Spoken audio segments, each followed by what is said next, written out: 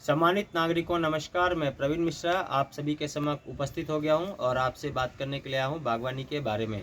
शहर में प्रदूषण बढ़ रहा है और इस प्रदूषण की चुनौती को कम करने के लिए हम लोगों के पास एक माध्यम है, वो ये है कि बागवानी करते करते हम लोग अपने शहर में कुछ ना कुछ प्रदूषण को कम जरूर से कर लेंगे।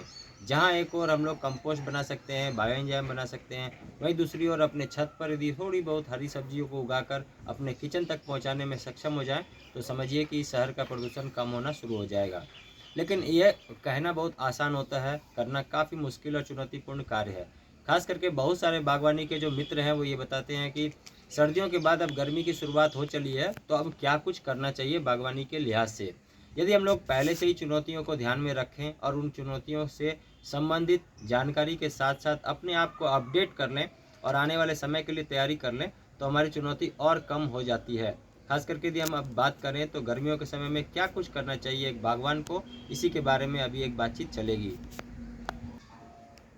सर्दियों की एक फसल लेने के बाद बहुत लंबे अंतराल के बाद आपके गमले या ग्रो बैग या क्यारी खाली होने लगती है और इसके बाद हम लोग क्या करते हैं कि उसी में थोड़ा सा सॉइल मिक्स डालते हैं या उसी में थोड़ा सा खाद डालते हैं या मिट्टी डालते हैं और फिर वहीं पौधे लगा देते हैं।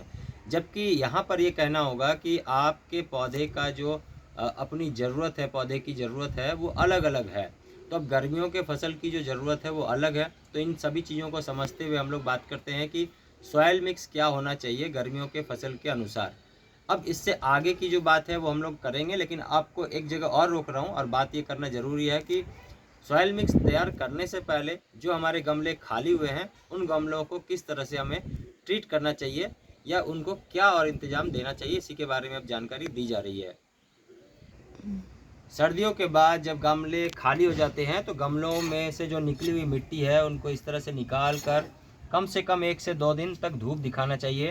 धूप दिखाने का फ़ायदा ये होता है कि जो भी कीड़े मकोड़े अंडे बना रहे हैं या फंगस फफूंद डेवलप हो रहे हैं वो सारे कम होने लगते हैं। और इसके बाद जब सॉइल मिक्स हम लोग बनाते हैं तो हमारे पौधे अच्छे चलते हैं और आने वाले समय की जो चुनौती है, खास करके गर्मी के समय में जो पौधे लगाते हैं उनकी चुनौती शुरुआती दौर में ही कम होने लगती है। इन सभी चीज़ों के लिए जैसे हम लोगों ने ये गमला, ये ग्रो बैग था, ये खाली किया है और खाली करने के बाद ये सॉइल को हमने 2 दिन तक ये रिचार्ज किया और इसमें से बहुत सारे ऐसे अभी अनवांटेड चीज़ें हैं जो डिकम्पोज नहीं हुई है, तो उनको अलग छान के रख दिया है और ये फिर धीरे धीरे डिकम्पोज होने लगेगा और फिर उनको हम लोग ऑर्गेनिक मैटर की तरह अपने बागवानी में फिर से शामिल कर लेंगे। तो कुछ भी बाहर नहीं फेंकना है। आपकी छत में जो कुछ भी प्रोड्यूस हो रहा है, खास करके ऑर्गेनिक मैटर की हम बात करते हैं, तो उनको एक सिस्टम देना है, उसे रिसाइकिल करना है और फिर अपने मिट्टी में शामिल करके अपने पौधों के लिए ताकत को बढ़ा लेना है। तो आइए चलते हैं, जानकारी लेते हैं कि जो गर्मियों की फसल है उनके लिए सॉइल मिक्स का फार्मूला क्या होगा और क्या क्या कुछ हम लोगों को ऐड करना चाहिए। गर्मियों के लिए बात करें तो हम लोग लगाते हैं जितने भी बेल वाली फसल है हमारे पास, जैसे कद्दू है, करेला है, खीरा है, ककड़ी है, तोरी है, घिया है और इससे संबंधित जो कुछ भी हमारे पास बेल वाली फसल है उन सारी चीज़ों को हम लोग लगाते हैं। अब जानकारी के लिए ये भी बताएं कि ये सारी चीज़ें ज़्यादातर नदी किनारे बहुत अच्छे से सर्वाइव करती है या फिर वैसा वातावरण जहाँ पर पानी हो लेकिन डिस्टेंस में पानी हो, थोड़ी दूरी पर पानी हो, उस जगह में ये सारी फसल अच्छी चलती है।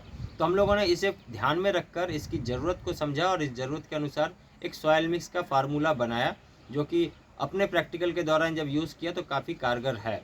तो आइए जानते हैं कि ये मिट्टी हम लोग सॉइल मिक्स किस तरह से तैयार करेंगे। खास करके जितने भी कद्दू वर्गीय पौधे हैं या कुकुबिट्स हैं या इस तरह से बेल वाली फसल है, उन सभी के लिए हम लोगों को एक सॉइल मिक्स का फार्मूला लेना है और वो अच्छे से बनाकर ही फिर आगे हम लोग पौधों को लगा सकते हैं। सबसे पहले समझते हैं कि सॉइल मिक्स का फार्मूला क्या होगा। तो हम लोगों को लेना है 10 किलो मिट्टी, 5 किलो नदी का रेत, 1 किलो नीम की खली, 1 किलो पत्तों का खाद और 2.5 किलो तक मिक्स्ड कंपोस्ट मिलाना है। इस मिक्स्ड कंपोस्ट में पूरा ऑर्गेनिक मैटर को मिलाना है, जिसमें वर्मी कंपोस्ट है, काउडंग कंपोस्ट है और जो कुछ भी ऑर्गेनिक मैटर है जो कि फुल्ली डिकम्पोज है वो सारे चीज़ों को आप ले सकते हैं। 2.5 किलो तक का फार्मूला में आप ले सकते हैं, जैसे कि उपले का राख है, लकड़ी के कोयले का राख है और सारी चीज़ें ऑर्गेनिक मैटर में आप शामिल करके 2.5 किलो तक अपने इस सॉइल मिक्स में मिलाएंगे। इसके बाद ये सॉइल मिक्स को मिलाने के बाद आप हल्दी, चूना और काली मिर्च मिलाएंगे और हल्दी 1 ग्राम प्रति किलो सॉइल मिक्स, चूना 1 ग्राम प्रति किलो सॉइल मिक्स और वहीं काली मिर्च का पाउडर 1/2 ग्राम प्रति किलो सॉइल मिक्स यदि आप मिला लेंगे तो एक अच्छा सा सॉइल मिक्स आपके पास तैयार हो जाएगा और फिर आप पौधों को लगा सकते हैं। पॉट फिलअप टेक्निक के लिए हम लोगों ने अलग से वीडियो बनाया हुआ है, या फिर एक नया वीडियो भी आप लोगों के लिए दिया जाएगा। इससे पहले कि हम लोग और आगे बढ़ें, बात करते हैं कि ये सॉइल मिक्स को हम लोगों ने और कैसे क्या कुछ करना है। ज़्यादातर समय में हम लोग ये जानकारी देते हैं कि आप जब भी कुछ सॉइल मिक्स बनाएंगे और इस तरह के कद्दू वर्गीय पौधों को लगाएंगे, तो आपको लगभग 50% तक सॉइल मिक्स को भरना है और उसके बाद अच्छे से पानी देना है अपने कंटेनर में, एक दिन छोड़ देना है।